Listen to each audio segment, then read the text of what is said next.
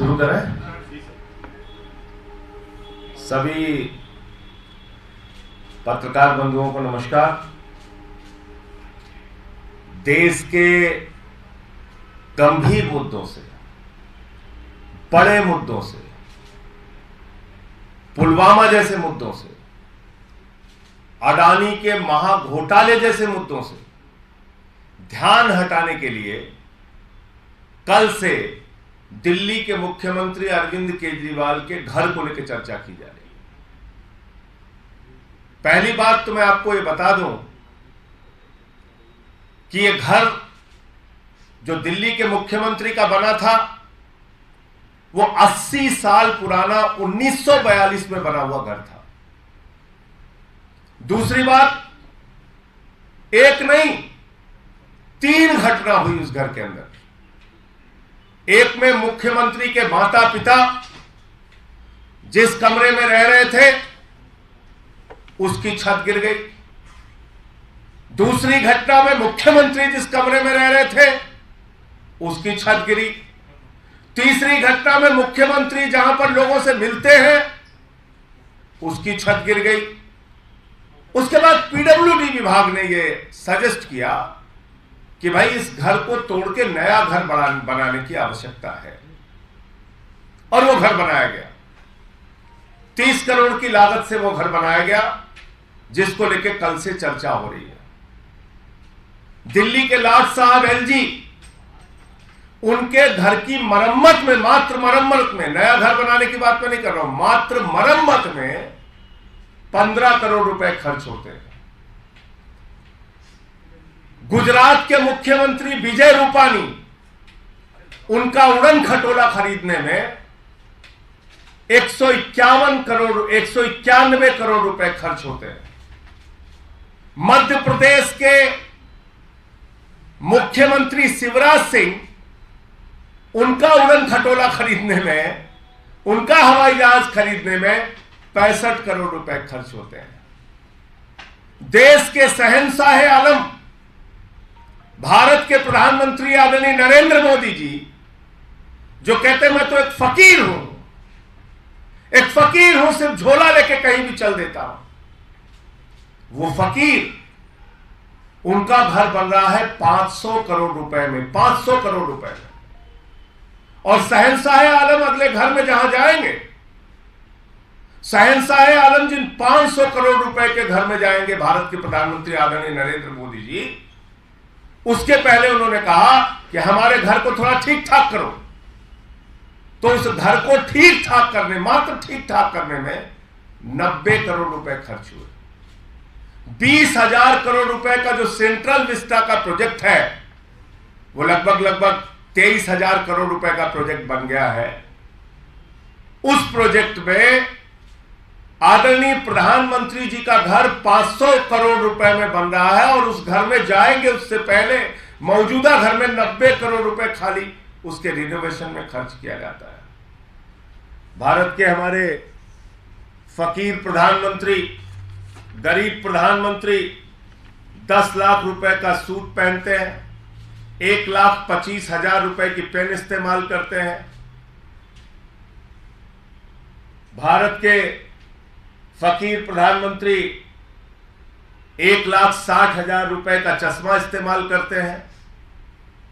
और ये भारत के प्रधानमंत्री आदरणीय नरेंद्र मोदी जी, इनके काफिले में जो कार चलती है वो कार है 12 करोड़ रुपए की, 12 करोड़ रुपए की कार, 12 करोड़ रुपए की कार उनके काफिले में चलती है। एक नहीं, कई कारें 12-12 करोड़ की।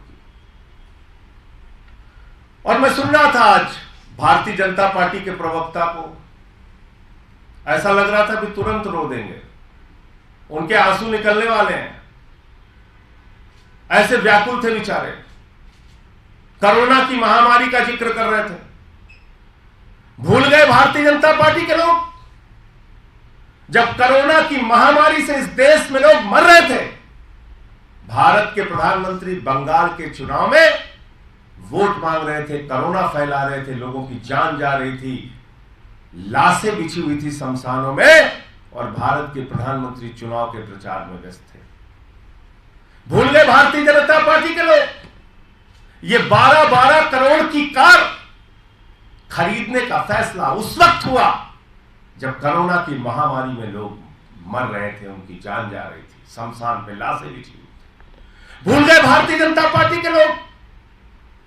ये फकीर जो कहते हैं मैं चाय वाला हूं, बहुत गरीब घर से पैदा हुआ हूं, 8,400 करोड़ रुपए का जहाज अपने लिए कोरोना की महामारी में खरीदते हैं। कोरोना की महामारी के दौरान जब लोगों की जान जा रही थी, लाशें शमशान पर बिछी हुई थी, उस वक्त 8,400 करोड़ रुपए का जहाज खरीदने का बजट आदरणीय प्रधानमंत्री जी का पास होता है। आप कोरोना की बात कर रहे हो, ड्रामे की बात कर रहे हो। हमारे देश के प्रधानमंत्री एक दिन में कितने रंग बदलते हैं, ये तो कलर नहीं है, कलर फोटो देख लीजिएगा। एक दिन में कितने रंग बदलते हैं, कितने कपड़े पहनते हैं, कैसे शहंशाह आलम की तरह रहते हैं, इसको अगर आप देखोगे तो आपको समझ में आ जाएगा। मुद्दा क्या है असल में? हम लोग बार बार बात कर रहे हैं कि सत्यपाल मलिक जी ने जो मुद्दा उठाया उस पर चर्चा करो, पुलवामा के घटने में लापरवाही क्यों की गई इसकी चर्चा करो, हमारे जवानों की शहादत के लिए जिम्मेदार कौन है इसकी चर्चा करो। 5 एयरक्राफ्ट अगर मांगा जा रहा था उन जवानों को पहुंचाने के लिए, तो 5 एयरक्राफ्ट क्यों नहीं मिला? जब भारत के प्रधानमंत्री 8,500 करोड़ का जहाज अपने लिए खरीद सकते हैं, तो हमारे वीर जवानों के लिए 5 एयरक्राफ्ट उनकी जिंदगी बचाने के लिए क्यों नहीं दिया गया? सवाल ये उठ रहा है। सवाल उठ रहा है कि अडानी के साथ जो आपने महाघोटाला किया, मॉरिशस में एक पते पे 6 कंपनी खोलकर 42,000 करोड़ रुपए काला धन अडानी की कंपनियों में लगाया गया, इस पे जेपीसी बनाओ। सवाल ये उठ रहा है। सवाल यह उठ रहा है कि भारत के सुप्रीम कोर्ट के आदेश के बावजूद 6-6, 8-8 कोल ब्लॉक नियमों के विपरीत जाकर अडानी को क्यों दे दिया गया? भारत सरकार के कानून के खिलाफ अडानी को कोयला की खदानें क्यों दे दी गई? सवाल यह उठ रहा है कि एयरपोर्ट कैसे दे दिया गया, सीपोर्ट कैसे दे दिया गया, तमाम सारी संपत्तियां एक ही व्यक्ति के नाम नीलाम कैसे की जा रही हैं, उसको सौगात में कैसे सौंपी जा रही हैं, उस पर कोई चर्चा करने को तैयार नहीं, उस पर कोई बातचीत करने के लिए तैयार नहीं। मुख्यमंत्री के घर को चर्चा का विषय बनाना चाहती है भारतीय जनता पार्टी। मुख्यमंत्री के घर को विषय बनाकर असली मुद्दों से ध्यान भटकाना चाहती है भारतीय जनता पार्टी। और आज मैं भाजपा के प्रवक्ता संबित पात्रा को सुन रहा था, अगर तुम में जरा भी नैतिक साहस है तो पूरे देश से अपने प्रधानमंत्री जी को बोलिए कि पूरे देश से हाथ जोड़कर माफी मांगे कि कोरोना के समय में चुनावी रैलियां करके कोरोना क्यों फैला रहे थे। कहां थे जब लोग चीख रहे थे? पूछे प्रधानमंत्री से अगर जरा सा भी नैतिक साहस है कि उस कोरोना के समय में जब लोग मर रहे थे तो आप 8,000, 8,500 करोड़ का जहाज अपने लिए क्यों खरीद रहे थे? पूछिए अगर जरा सा भी नैतिक साहस है कि 12-12 करोड़ की अपने इर्द गिर्द घूमने वाली कारें क्यों खरीद रहे थे उस वक्त जब लोगों की जान जा रही थी।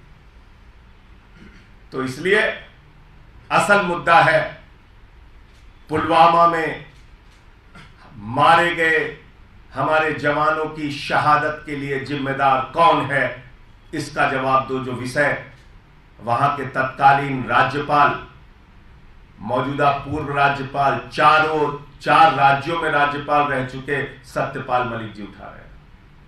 सवाल यह है कि अडानी के महाघोटाले पर, लाखों करोड़ के महाघोटाले पर जो सवाल उठाए जा रहे हैं उस पर जवाब सरकार कब देगी, इस पर चर्चा कब होगी। और